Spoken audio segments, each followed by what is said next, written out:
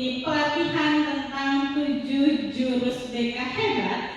Sebelum kita mulai kegiatan hari ini, mari sama-sama kita membaca lafaz basmalah. Bismillahirrahmanirrahim. Semoga kegiatannya lancar, semoga nanti akan dapat ilmu yang bermanfaat buat semuanya. Amin ya rabbal alamin. Sebelum kita mulai, kita mau afirmasi positif dulu. Boleh tepuk-tepuk teman sebelah kanannya sambil bilang, Bu, semangat ya kegiatan siang ini. Semangat ya kegiatan ini. Oke, terima kasih buat teman-teman. Nah, kita masuk ya teman-teman. Ini adalah 7 jurus yang kemarin saya pelajari. Jadi kita menyebut diri kita sebagai pendekar. Jadi teman-teman yang menjadi pendekar yang akan belajar, kita akan belajar 2 jurus dari 7 jurus ini. Dari mulai kenali potensi, kelola emosi, tumbuhkan resiliensi, jaga konsistensi, jalin koneksi, membangun kolaborasi, dan menata situasi. Oke, kita akan masuk ke ini jurus yang pertama, yaitu kenali potensi. Jurus ini kita pakai untuk mencari tahu potensi murid kita ada apa aja variasinya. Yang pertama ada kecerdasan majemuk. Nggak semua anak cerdas di semua bidang ya.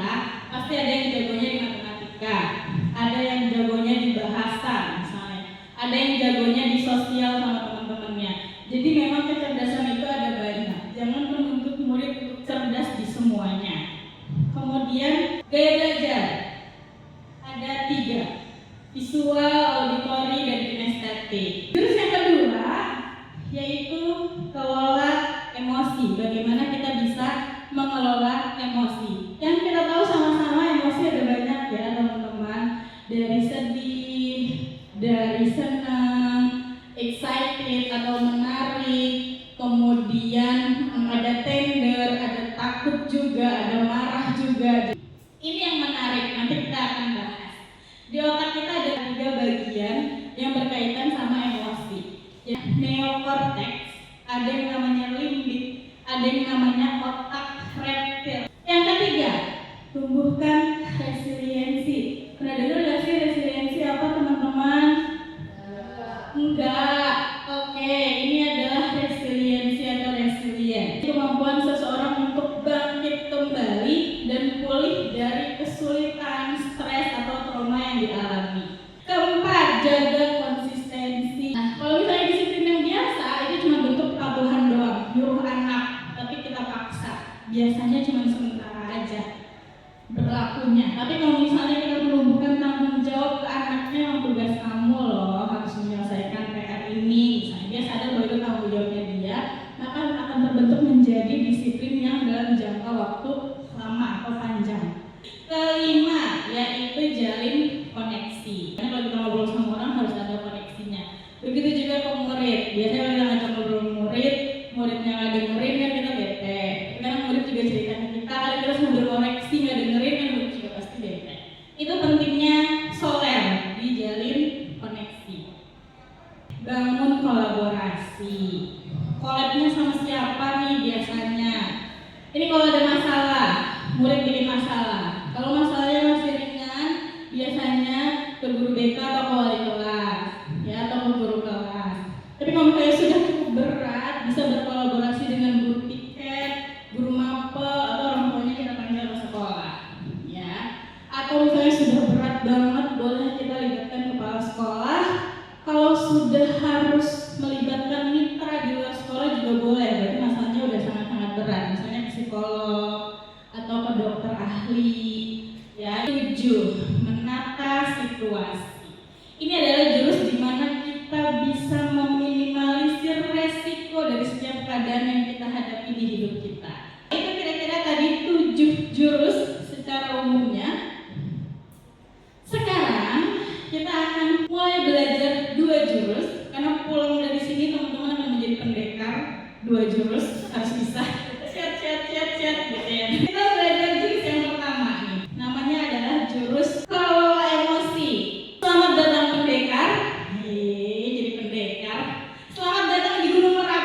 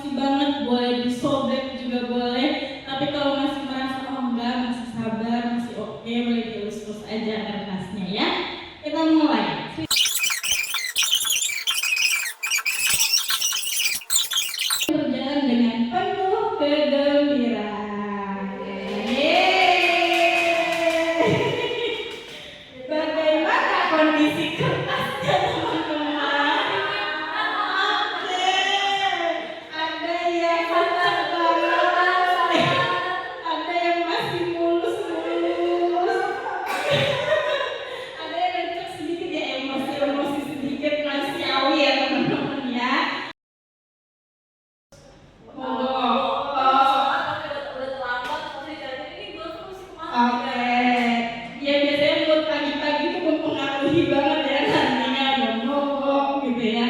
Nah, teman-teman, seandainya itu adalah kertas tadi itu adalah murid kita. Kalau misalnya kita lagi emosi, langsung melampiaskan, langsung ngomong yang menyakiti hati, misalnya kayak kertas itu udah terlanjur lecet, walaupun sedikit, tapi kan nggak bisa balik mulus lagi ya. Walaupun disetrika, ya butuh waktu, itu pun mulusnya nggak bisa semulus seperti awalnya, masih tetap ada bekasnya. Nah itulah fungsinya kenapa kita perlu mengelola emosi, jangan langsung direspons, ya jangan langsung mengambil tindakan, dan kita perlu memproses dulu nih, ya itu pentingnya kita menjaga atau mengambil jeda. Nah ini yang menarik teman-teman. Jadi ternyata di otak kita itu ada 3 bagian otak, ya yang paling besar itu adalah neokortex, ya terus yang tengahnya itu limbik, yang paling kecilnya adalah reptil atau otak reptil. Gambaran dicontohkannya misalnya seperti ini. Jadi kalau teman-teman bisa menggenggam, menyembunyikan jempol, ini yang dianggap sebagai contohnya otak kita. Jadi bagian yang besar ini adalah neokorteksnya. Jempol kita itu adalah limbiknya, ya. Nah di sini, di dalam sini ada reptilnya, otak reptilnya, ya. Jadi kalau misalnya ada ini reptil, kita tutup pakai limbik, kita tutup lagi pakai neokorteks, maka ini adalah posisi pawang. Artinya reptil tadi yang di dalam aman, nggak akan kemana-mana, nggak akan merusak apa-apa, karena semuanya ada di dalam dipegang sama neokorteks. Neokorteks ini adalah pola pikir kita, bagaimana kita berpikir, ya bagaimana kita memproses informasi. Kalau yang limbik ini adalah perasaan, ya. Nah reptilnya ini yang di dalam. Jadi kalau misalnya kayak gini posisi awam, jadi insya Allah akan aman dalam mengelola emosi. Reptilnya jauh di dalam, nggak akan ngamuk-ngamuk, ya. Posisi yang kedua, namanya kita bilang bunglon. Kenapa? Karena neokorteksnya udah kebuka, berarti pola pikir kita udah nggak bisa dikontrol. Tapi masih ada limbiknya. Limbik ini perasaan, masih menyembunyikan reptil di dalam. Yang bahaya adalah teman-teman, ketika sudah terbuka semua, berarti sudah menjadi reptilian brain atau otak dinosaurus, maka reptilnya bisa merusak apapun, bisa menyakiti apapun yang ada di sekitar kita. Bagaimana jadinya kalau misalnya otak dino ketemu otak dino? Ada yang pernah melihat video ini teman-teman?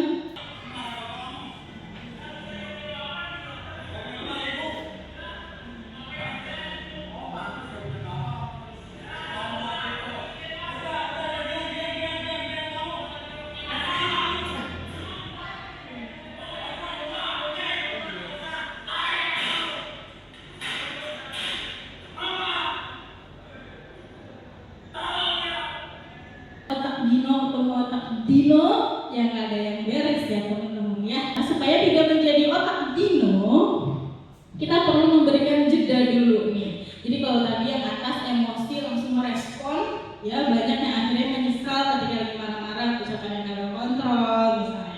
Itu karena kita langsung merespon. Nah pentingnya kita memberi jeda dulu, ya memberi jeda sehingga kita tahu nanti akan merespon seperti apa.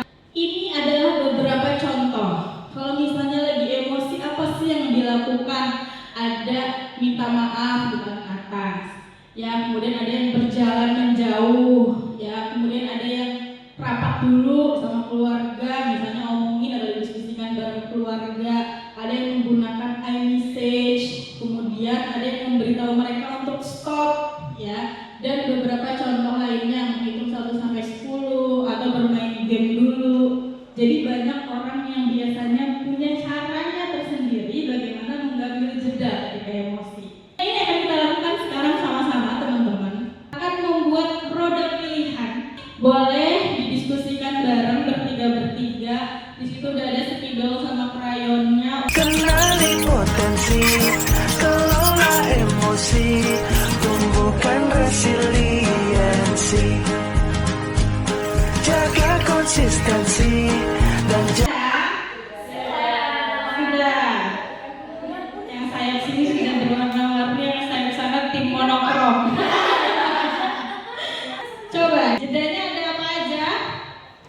yang jalan-jalan dulu.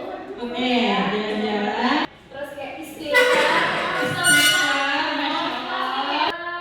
makan. Oh, makan. Cuma kita nyanyi-nyanyi. Lari di taman lari kecil. Hari ini sudah di taman. Oke, terima kasih. Boleh tepuk tangan dulu buat semuanya. Yeay, kalau gitu, selamat pendekar. Kamu sudah menguasai jurus kedua. Sebagai bukti sudah menguasai jurus kedua, saya akan memberikan kartunya. Sudah menjadi pendekar jurus kedua. Selamat ya. Selamat mengangkat jurus keduanya.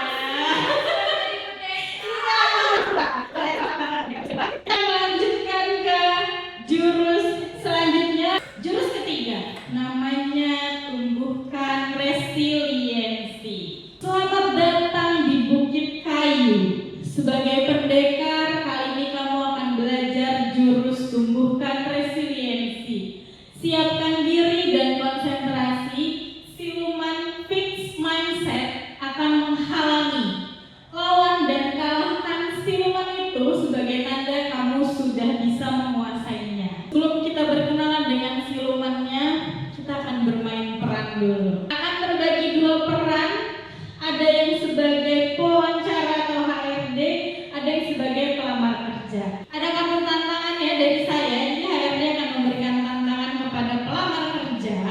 Nanti akan saya berikan waktu sekitar 2 menit untuk komunikasi antara HRD dan pelamar kerja. Apakah pelamar kerja bisa menumbuhkan sifat resiliensi dan mengalahkan siluman fixed mindset tadi atau enggak? Kita mulai. Kenali potensi, kelola emosi, tumbuhkan resiliensi, jaga konsistensi. Terima kasih buat tepuk tangan dulu buat semuanya. Kita akan melakukan refleksi dari role play atau bermain peran yang tadi. Ada grogi nggak ketika diwawancara sama HRD? Agak grogi sih karena pertanyaan langsung bikin down. Oke, terus apa yang bikin gue mau untuk melanjutkan proses wawancaranya walaupun grogi? Tadi saya bilang sama wawancara saya, mungkin di luar sana banyak yang ingin menjatuhkan saya, jadi mereka bikin isu-isu yang tidak jelas. Oke, good. Terima kasih. Sekarang kita boleh berkenalan dengan siluman fixed mindset tadi. Oke, ini ada fixed mindset, ada growth mindset. Ketika gagal, ya contoh tadi dikasih tantangan sama HRD-nya, ada yang langsung udah saya nyerah deh. Contoh misalnya dia bilang kamu kandidat terlemah nih hari ini, terus pelamarnya langsung ya udah deh saya mundur aja. Nah itu berarti fixed mindset. Ya tapi kalau yang growth mindset dia akan berpikirnya oke, nggak apa-apa saya akan coba lagi. Oke, nggak apa-apa saya akan tunjukkan kalau saya juga punya potensi. Nah, poin berikutnya ternyata ada pujian yang justru menghancurkan resiliensi. Justru dengan kita memuji bikin anak nggak punya daya bangkit. Ya, ini bahaya ternyata teman-teman. Makanya ada perbedaannya nih, mana anak yang kelas yang dikasihnya pujian, mana kelas yang dikasihnya dukungan. Nah, ada tekniknya teman-teman. Namanya adalah teknik burger. Jadi konsepnya roti, daging ditutup lagi sama roti di bawahnya. Maksudnya gimana? Kita apresiasi dulu, baru kita koreksi kekurangannya apa, kita tutup lagi pakai apresiasi. Contoh daging atau apresiasi yang pertama. Bapak apresiasi kamu sudah mengerahkan upaya terbaikmu. Koreksi di tengahnya. Bagaimana agar kamu bisa mengurangi waktu nonton dan mengalokasikan lebih banyak waktu untuk latihan. Kita tutup lagi pakai apresiasi atau dukungan. Bapak percaya kamu pasti bisa. Ya, jadi apresiasi, koreksi, apresiasi. Ya, namanya teknik burger. Kita mempraktikkan itu, teman-teman. Di sini sudah ada kasusnya. Kasus yang pertama ada siswa yang gagal dalam lomba tapi tidak menyerah. Yang kedua, beradaptasi dengan sekolah baru karena harus ikut orang tuanya pindah tugas. Yang ketiga, menghadapi masalah keluarga. Nanti di sini teman-teman boleh berdua diskusi kira-kira kalimat teknik burgernya itu gimana? Kenali potensi, kelola emosi, tumbuhkan resiliensi, jaga konsistensi dan jalin koneksi, membangun kolaborasi.